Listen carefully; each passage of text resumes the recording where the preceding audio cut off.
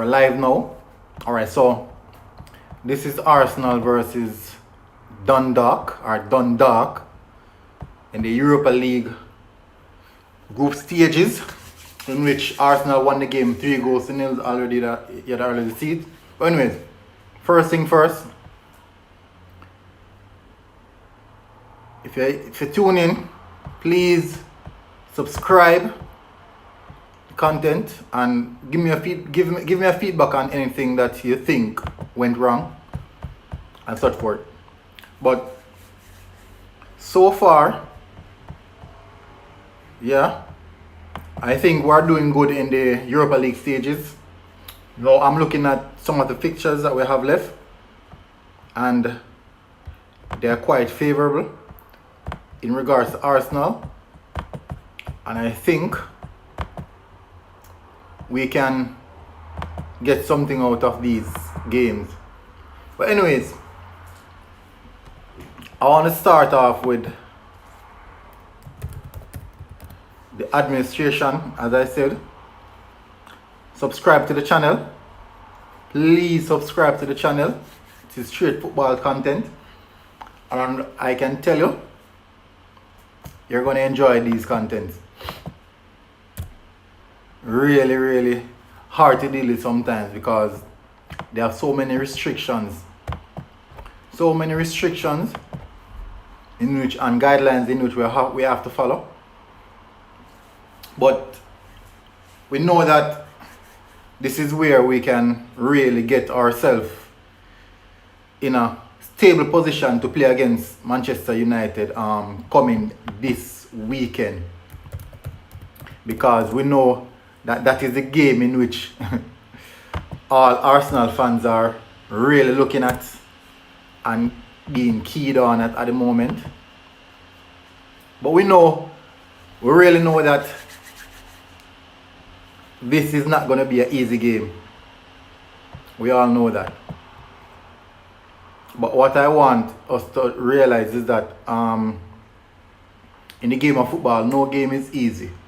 As you realize that about an hour or so before we kicked off, Tottenham Hotspur has lost their game 1-0 against some twerp team. I'm not sure the name of the team, but it wasn't a good result. It wasn't a good result in their favor. But yet still, people still have Tottenham Hotspur as one of those teams that will challenge for the title. But because we are Arsenal, and we all know that no one consider Arsenal as any threat, so to say. But I know for a fact that we are kind of keeping ourselves in good order, just so that we don't get overconfident, because things are looking up at the moment, and I think that Arsenal fans know that this is not a season where we can take lightly, because reason being, this season is a season in which most people and most teams will fall. Now I'm looking at the lineup, and we have in goal Ronarson, which was his debut, and I think he really had a good game so far. And we started with a back three formation with 3-4-2-1. I didn't like it, but it was what was necessary to get the job done at the particular time. We have the back three pairing of Kolasinac, Granit Xhaka, Mustafi, and the four in the middle was Cedric, Joe Willock, Elneny, and Maitland-Niles at wing back. And the two behind the striker was Nicolas Pepe, Reece Nelson, and our lone striker was Eddie Nketiah. Now, the Dundalk team was lined up in a formation in which they showed us a lot of respect, and you could basically see that throughout the game. They lined up in a 3-5-2. Their keeper was Rodgers, three defenders Cleary, Boyle, and Gartland, five midfielders, two wing backs, three in the middle of Cunningham, Elneny, McElneny, Shields, Murray, and Mounty, and the two striker of Duffy and Hoban, in which Duffy was one of the more problematic person in regards. Now, Three goals came from Eddie Nketiah, Nicholas Pepe, and Joe Willock, and they were three persons that we really were looking forward to stand out and show some authority and show that they really wanted to make a full step to the first seed. Now, statistically, we really battered them in some sense. We had 25 shots on goal, 6 on target. They had 4 with only 1 on target. So basically, our keeper didn't have much to do throughout the entire game. Now, possession, we had 63% possession, whilst they had 37%, and that can show a stable sense in which that you know that we are progressing in a certain sense. But beside the fact that this is Dundalk, this is just a Irish team, but we can't reside the fact that this has been a season in which has been many ups and downs. Just as I said before, where you see a Tottenham Hotspurs lost their game 1-0 previously before we start off. Now, one of the things I want to highlight about the game is Arsenal committed 20 fouls whilst Dundalk committed 0. And it is strange because this has never happened before in any game in Europe. I don't think it has ever happened in football before in which one team has never committed at least 1 foul throughout the game. And basically it sends a lot of questions in regards to the refereeing decisions on the field. Now, our pass accuracy was 92%. We made 580 passes throughout the game with a 92% pass accuracy, and that was extremely good. We haven't seen much of that so far since the beginning of the season. We had 1 offside decision, 15 corners in regards to their 2. Now the point standing for the table is Arsenal is at the top with 6 points, goal difference of 4, and we only conceded 1 goal. And I would say it's a good game. And that 1 goal we considered was against Rapid Vienna, in which was a better game. I actually expected Rapid Vienna to beat Mold, and it didn't go as my expectations, but it was surprising to me because Rapid Vienna was actually slated as the second best team in the group, in which we were expecting them to go through the second phase of the Europa League. Now, Dundalk is at the end of the table, in which he lost both games and has a -4 goal difference. Rapid Vienna has a -2, in which he lost both games as well. So right now, based off the statistics that stand there and the group standing, it would definitely seem that Mold would be the team in which would give us the trouble. Because initially we thought Rapid Vienna would be the harder game to play, but the footballing God says otherwise. But as I can say, so back to the standout persons in the group in regards to Nicholas Pepe, Joe Willock, and Eddie Nketiah.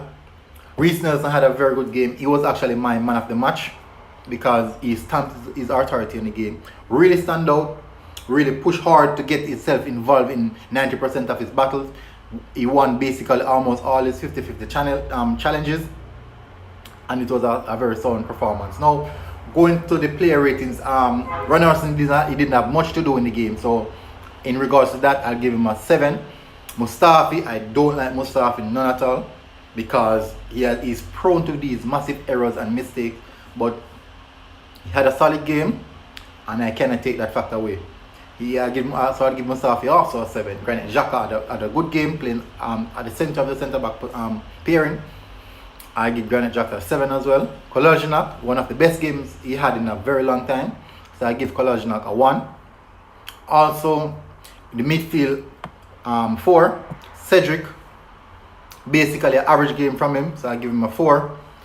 Joe Willock, one of the most outstanding performance, I give Joe Willock an 8. Elneny, solid again in the midfield. I give Elneny an 8. Maitland-Niles, a very poor performance. I expected more of him, but he still account for himself well. So I give Maitland-Niles a 6. So Nicholas Pepe, hot and cold majority of the game, and he really stamped some authority in some sense, but he was causing many different variation of problems to the defensive unit of the Dundalk team. And for that, I give Nicolas Pepe an 8. Reece Nelson, as I said, man of the match for me, even though he did not score, but he was the most problematic out of all. He was the person who was trying to get something done. He was the person who was trying to let something happen in the game. So I give Reece Nelson a 9. Eddie Nketiah, I give him an 8. Now that rounds up my preview of the Dundalk versus Arsenal, or the Arsenal versus Dundalk, in which Arsenal won the game 3-0. All 3 goals came in quick succession in just 8 minutes. That's in regards to the closing of the first half and the beginning of the second half. And that concludes all 3 goals. Eddie Nketiah was on the 42nd minute, Joe Willock on the 44th minute, and Nicolas Pepe on the 46th minute at the brink of the second half. But one of the key factors I would love to take from this game is the statistics of shots. We're being beaten badly about our ability to get off these shots in these areas, and it has been affecting us for a long while. We have been playing games and we're realizing that we are being outshot in most of our games, and it is causing worries in regards to the fan base. And it is okay to be worried about that, because that is something that's of concern, and I believe it's also of concern as well. But I see where Joe Willock was a massive impact on this game, and the reason why I really appreciated what Joe Willock did in this game is because what I realized is that in this particular game, the movement of the front pairing were very much significant. Normally, Lacazette is a person in which he stands, he drop deep in the midfield, collect the ball, then he'd face the defenders and go at them. Now, what Eddie Nketiah did, what Joe Willock did, what Reece Nelson did, what Pepe did, they break in behind the defense. So each time they break in behind defense, it pulls the defenders away. It disrupts the defensive structure and allows midfield runners such as Joe Willock to get inside the box. So you'd realize Joe Willock get off at least about 5 shots in a game, in which one of those were off goal. And because of Joe Willock specifically tentative nature of getting inside the box in the last minute, that is what proves the reason why creativity is a massive factor, because of that small instinct that Joe Willock has, in which no other player in the team has. Just the ability to get inside the box and disrupt the defensive structure. No, points to note. When you have 3 defenders and you have 3 attackers, so the left center half picks up Nicolas Pepe, right center half picks up Reece Nelson, and the middle center half would pick up Eddie Nketiah. So all 3 center half would be occupied. Now, what Joe Willock would have done now, he would have break inside that channel, allowing it to be an overloading of a 4 against 3, and that create more opportunity for the likeliness of one of our players to get on top of the ball. Even if it's a loose ball, Joe Willock would be that loose player who would get on top of the ball. But that is a key factor. Now, I've already spoken about the issue of creativity and realized that creativity is a massive issue in Arsenal team. But points to note, this game stands out, and it goes to show that the creative issue that we're having does not have to do with any significant personnel, but of the team itself, the team's intent, the team's mindset, and the team's movement off the ball. Because 90% of the time, movement of the ball is what creates channel. Creating channels is what creates opportunities. When you create an opportunity, that is creativity. But anyways, thank you guys for tuning in.